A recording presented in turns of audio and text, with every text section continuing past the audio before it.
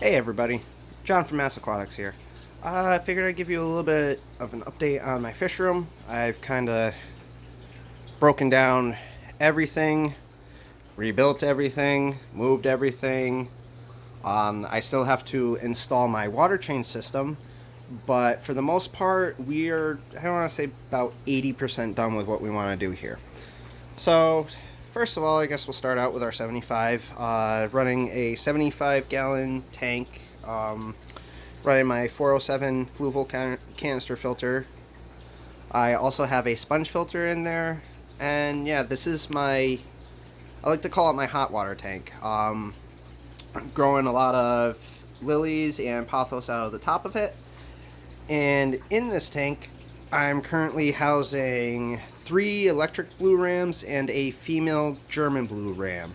The 3 electrics are probably about 4 weeks, 2 weeks of quarantine, been in the tank for about 2 weeks. Yeah, they're doing pretty well. I also house, I can find them anywhere. Like that guy right there. These are the blue-eyed dwarf rainbows. I do happen to have I used to have a colony of them, should I say, and I kind of lost them when I was doing all my transfers. I do have a few. I have a few females and a couple males, so hopefully I'll be able to rebuild that colony. Also in this tank, I have a few of my wild endlers. I'm using this kind of like a bit of a grow out tank slash throwing whatever I don't have space for into this tank. Alright, so now we're going to come over to here. This is probably the biggest project I've been doing. Up on top are going to be my 5 breeding tanks.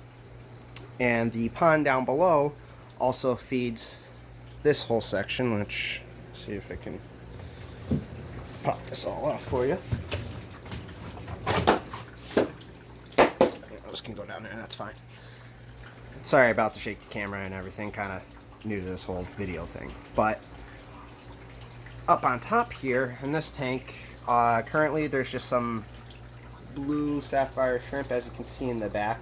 I do have a couple of Dario or scarlet batis, as they're most commonly known as, floating around in my fish room. I have one there. One's right there, if it'll focus. Little tiny animal with a huge personality. Hopefully I will be rehoming the batis, actually, because unfortunately I need that tank for what is going to be coming up hopefully within a few weeks. Now in this tank next to it, which I will be continuing, is my group of wild endlers, which the fryer and the 75. But I currently have 2 super pregnant females all the time, and I'm getting approximately 5 to 10 fry per batch. I know it obviously not up to like selling standards, but getting there. This tank is currently under medication. I brought home these sunset guppies, which the females are actually in the tub on the bottom so that they can reproduce and just kind of overfill that tub. But I also have a couple of the rainbows and my other German blue ram, which is back there. She just didn't seem right when I was putting the rest of them into the big tank, so I held her back and I just threw her through another round of medications. This tank is currently my psuedomoguil or blue-eye dwarf rainbow grow out tank for right now. I will be transferring all of these babies out of here, but they're kind of in there with the snails to just hold the cycle until my real project starts going. And finally, in the last of my 10-gallon tanks, this is just one of the groups, one male to 2 females of the dwarf neons. And I mean, I haven't seen any eggs in here. They've only been in there for probably about 5 days now, maybe 6. But I have confidence, and I mean, I built my colony from 6. I was at approximately 100, and then catastrophe. But hey, you live and you learn. Now, this whole thing on the bottom is my new system. On the bottom, I have two 37-gallon totes that are connected together through a couple of 1-inch PVC pipes. It is a total flow-through system. I am currently growing lettuce on this side of it so that, you know, I can have some greens while I'm working in my fish room. Now, in here, I'm currently housing a couple of bristlenose plecos and the females of the sunset guppies, which I think there's one in each pond, but you can barely see it running across under there.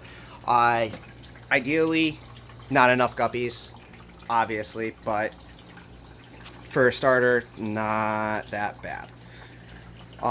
In this little habitat, I have one single female Dumbo-eared dragon guppy, which she just fed, so she's got a little bit of poop coming out. But that's fine. And then in this one, I have the last spawn of my dwarf neon rainbows, and I have a couple of male endlers that are just floating around in there that I just didn't have space for them. The 5-gallon here will eventually become kind of like I don't want to say overhead sump because it's in the middle of everything, but I'm going to pull this out eventually, put baffles in it, and create basically a giant filter for this entire system. And then this is the last container that has anything in it. I mean, you can barely see them, but it's just a couple more of the rainbow fry, and they're just in there just to grow out and see what happens. I'll be eventually moving everything from that tank down and freeing up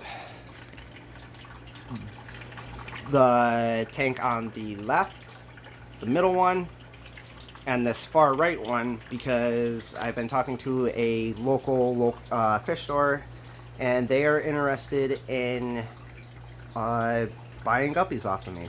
So I'll be transferring over 3 tanks that I have open right now for guppy production for the time being, until I can eventually hopefully expand on my fish room and have more things for you guys. If you want to know anything about like how I built the stand or how I built the ponds or this entire system, I did videotape a lot of it. Unfortunately, I'm terrible at editing, but if you would like to see anything about that, please let me know in the comments, and I will try to actually learn how to edit videos for YouTube. Other than that, I mean, if you could like and subscribe, maybe hit the notification bell, it'll help me out immensely, and I look forward to bringing you guys more content.